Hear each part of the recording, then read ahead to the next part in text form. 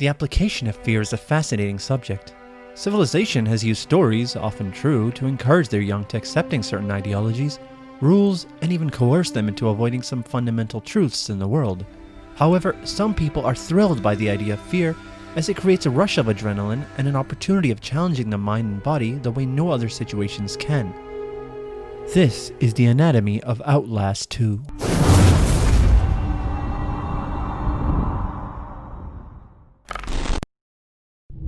The concept of fear hasn't changed much in the world today, but due to the development of technology is now applied in different ways.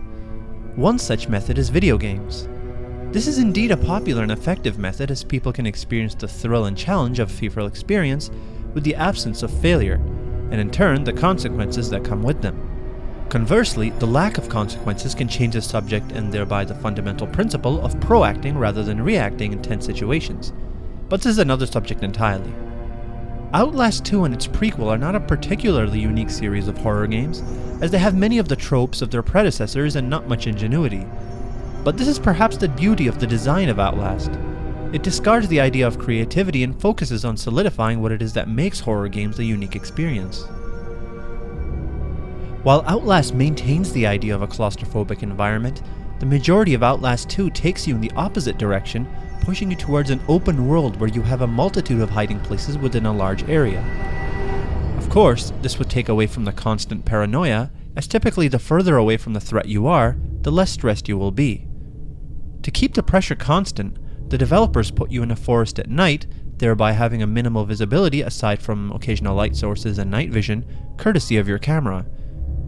To further perpetuate effectiveness, they provide very minute hints, leaving you to determine for yourself which direction you must go to proceed. This, for the most part, created an environment that still maintained a stressful atmosphere, as it simulated the idea of being lost in the dark, with enemies prowling around hunting you.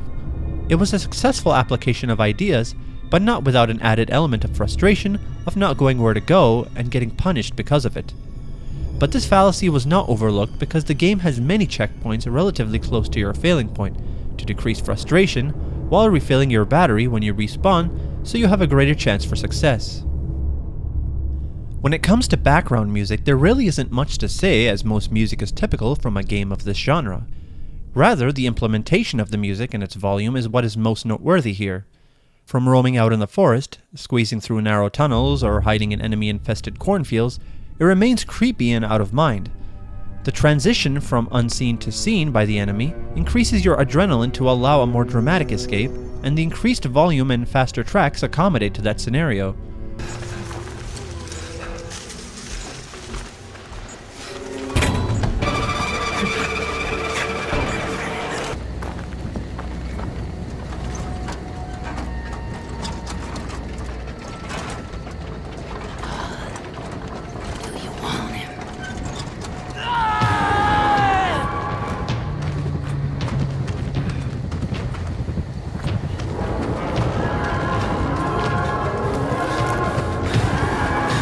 Sound effects are more effective in this game thanks to the addition of the mic.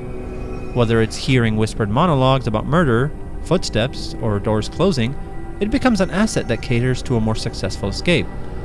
Subsequently, the addition of the mic was perhaps not quite polished. I found myself not using this function much because there was no penalty nor a significant reward for using this feature, because you can survive and proceed through most of the game without it. Having a balance between reward and consequence marks the knot on which successful video games are made.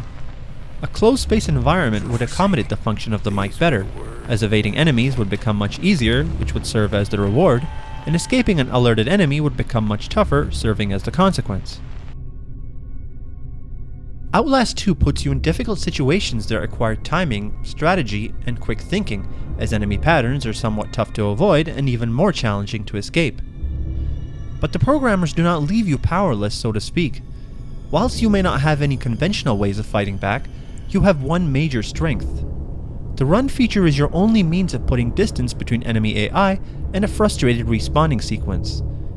Many horror games that have a run feature tend to destroy what is the most important function in simulating an adrenaline rush in virtual reality. This game masters this concept by, once again, offering a reward via increased stimulation in escaping enemies, and consequences via slowing down to barely walking speed if used too much, proving that quality is often better than quantity. The most powerful yet controversial part of this game is the story. It deals with issues such as religious cult activities, mind control, mental illnesses, murder, and most notably, child abuse. The protagonist, Blake Langermann, and his wife Lynn are stranded in the Arizona desert after attempting to uncover some truth behind the death of a woman and her child. The player character has to attempt to save Lynn from religious cult fanatics whilst evading these cultists that want him dead. Or so it seems. Similar to Five Nights at Freddy's, Outlast 2 takes an approach that leads you in one direction, but is actually quite a bit different, with details being easily glossed over if not thoroughly inspected. These details come in the form of subtle phrases, reading the clandestine scattered notes, and Blake's own video recordings of personally significant events, real or otherwise. One such note makes subtle references to the Murkoff Corporation by stating the cultists are test subjects for a mind control experiment. But the experiment was largely unsuccessful, with side effects including mass hallucinations, urges to engage in sexual activity, and homicidal temptations. Though this analysis was the observed effect in owls, it is not far-fetched to say that a similar effect transpired on the cultists, and perhaps even on Blake himself. Blake quite possibly suffers from post-traumatic stress disorder, evident from the dream he has in the beginning about his late childhood friend Jessica, and later through various hallucinations, though this is purely speculation. Being a devout Christian himself, Blake understands the situation and, being a strong-willed and determined individual, sets off to save his wife. However, the player doesn't understand the true motivation behind Blake's actions, leaving it to a simple "she is important to him" answer, and again, glossing over an important detail. Blake's hold on reality is the connecting factor between the mind control, cult issues, and the guilt he feels when remembering Jessica.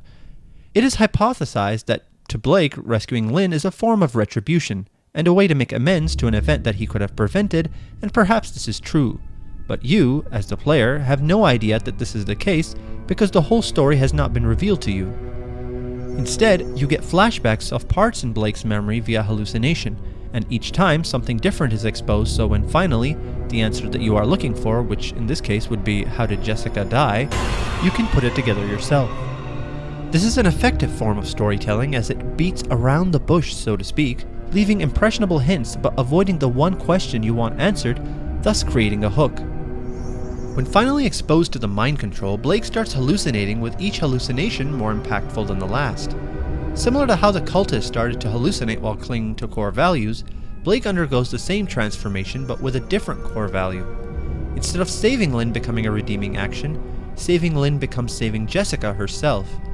At a certain part of the game, he even notices that he's referring to Lynn as Jess and corrects himself. Nonetheless, he's completely lost to the effects of the radio waves by the end of the game, evident by the bloody storm, and calling Lynn Jess without even realizing it. We're out.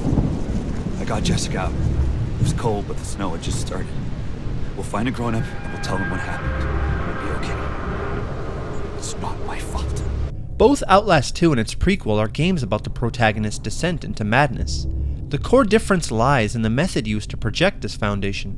While Outlast focuses on telling a linear frame of events, Outlast 2 leaves it up to the player to interpret two sequences of events which combine to form one unified sequence. This form of narrative has given the game a better form of storytelling, but also leaves the player with unanswered questions and anticipation for what could be next.